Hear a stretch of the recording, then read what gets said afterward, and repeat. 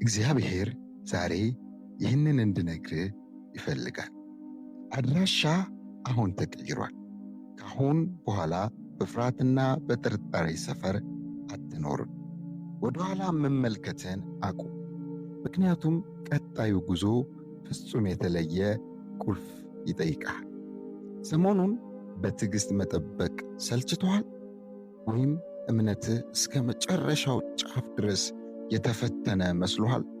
ለዚህ ትልቅ ምክንያት ሊኖርህ ይችላል። ያለፍክባቸው አስቸጋሪ ወቅቶች ሊሰብሩ ሳይሆን ሊያጠነክሩ የመጡ ናቸው። ያንን አሮጌውን ትላንትን ሙጥኝ አትበለው። እግዚአብሔር አሁን በሕይወት ላይ ሊያወርደው ካሰበው ታላቅ በረከት የተነሳ ያ አሮጌው ሕይወት ሊይዝህ ፈጽሞ አይችልም። የግድግዳዎቹ መፍረስ የለውጥ መጀመሪያ ነው። አሁን በዚህ ሰዓት እግዚአብሔር በእጅ ላይ መለኮታዊ ቁልፍ እያስቀመጠ ነው። ይህ አዳዲስ ዕድሎችን፣ አስደናቂ ግንኙነቶችንና ማንም ሊዘጋቸው የማይችላቸውን በሮች ያመለክታል።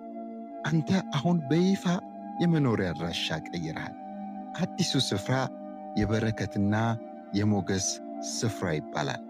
ወደፊት ለሚጠበቅብህ ትልቅ ነገር ብቁ እንዳልሆንክ ይሰማ ይሆናል። ነገር ግን አስታውስ፣ መንገዱ ለአንተ አዲስ ቢሆንም ለእግዚአብሔር ግን አዲስና ከእርሱ ዕውቅና ውጭ የሆነ አይደለም።